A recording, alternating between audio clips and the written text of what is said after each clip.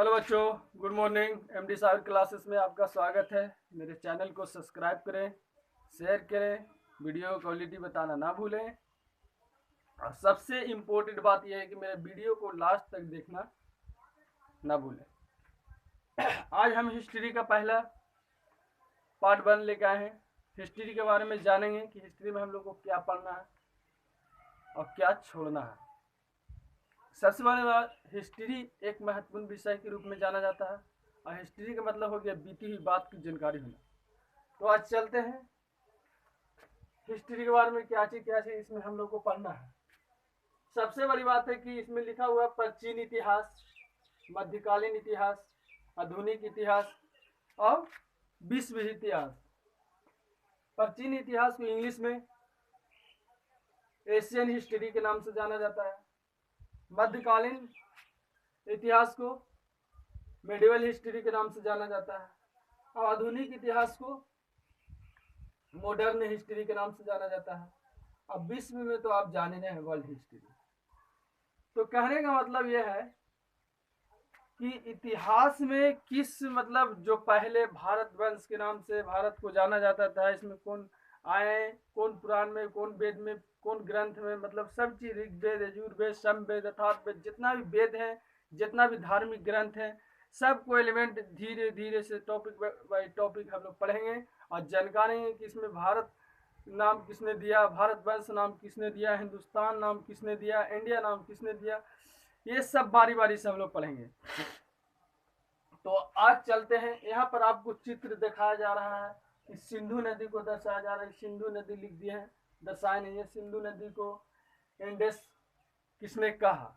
तो सबसे पहले आते हैं टॉपिक पे कि पहले महाकाव्य पुराण में, पुराणों की संख्या सबसे पहले 18 है। महाकाव्य पुराण में भारतवर्ष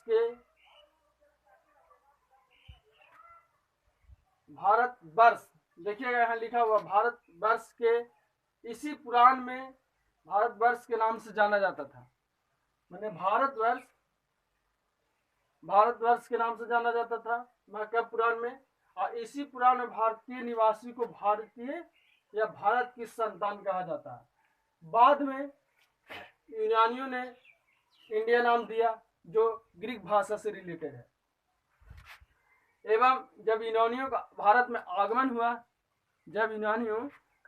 आगमन हुआ, तो सबसे पहले यहाँ आया तो उसने सिंधु नदी को देखा। सिंधु नदी को देखते ही इसने सिंधु नदी का नाम इंडिस के नाम से रख दिया।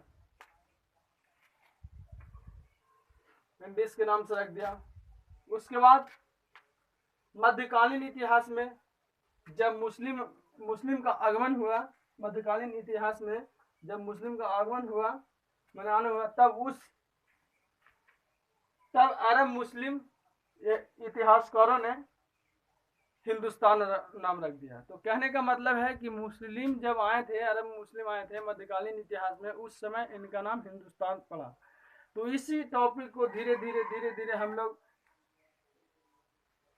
पार्ट वाइज, टॉपिक वाइज हर वीडियो में आप लोग को पढ़ना है। यहाँ देखिए, मध्यकालीन इतिहास में मॉडर्न हिस्ट्री में 720 में मुस्लिमन का आगमन हुआ मध्यकालीन इतिहास में। दूसरी बात, आधुनिक इतिहास में यूरोपियन यानी 1600 ईस्वी में यूरोपियन का आना हुआ। कहने का मतलब है कि मध्यकालीन इतिहास में यानी जब मुस्लिमन का आगमन हुआ था 720 में, तो सबसे पहले जो 712 में मोहम्मद बिन कासिम ने भारत पर पहला आक्रमण किया था। इसको बहुत विशाल के नाम से जाना जाता है कि भारत पर सबसे पहला मुस्लिम का आक्रमण कब हुआ था। 4 आंसर दे देंगे, संख्या वह 712, 706, 705, 710, इस तरह से दे देंगे, आपको याद रखना है। तो इसी की इलेवेंट हम लोग को पढ़ना है, समझना है। आज का मेरा वीडियो यही है, यहाँ तक लाए हैं। उसके बाद आपको बारी बारी से जैसे प्राचीन इतिहास, मध्यकालीन इतिहास, आधुनिक इतिहास के बारे में टॉपिक वाइज पढ़ेंगे। कहने का मतलब है कि यहाँ पर लिखा हुआ कि धार्मिक इतिहास ग्रंथ, इसमें विशेष रूप से कई धर्म का आगमन हुआ, कई धर्म मतलब आए, जैसे मैं आपको हम बताइए दिए वेद आए, ऋग्वेद आए, वेद आए, बहुत से धर्म का हुआ। धीरे धीरे हर सभी धर्म को हम लोग पढ़ेंगे और जानेंगे किस धर्म में किस चीज़ का हुआ। तो आज चलते हैं, लास्ट में आपको वीडियो को दिखा देते हैं। यही है कि इसमें 2-3 क्वेश्चन है, बना लीजिएगा और उसके बाद जब हम वीडियो लेके आएंगे तो सबसे पहली बात प्राचीन इतिहास के बारे में जानेंगे कि इसमें कौन सा धर्म है, क्या है धर्म में, कौन सा धर्म में किस धर्म में क्या नाम दिया गया। ठीक है बच्चों, ठीक, थैंक यू।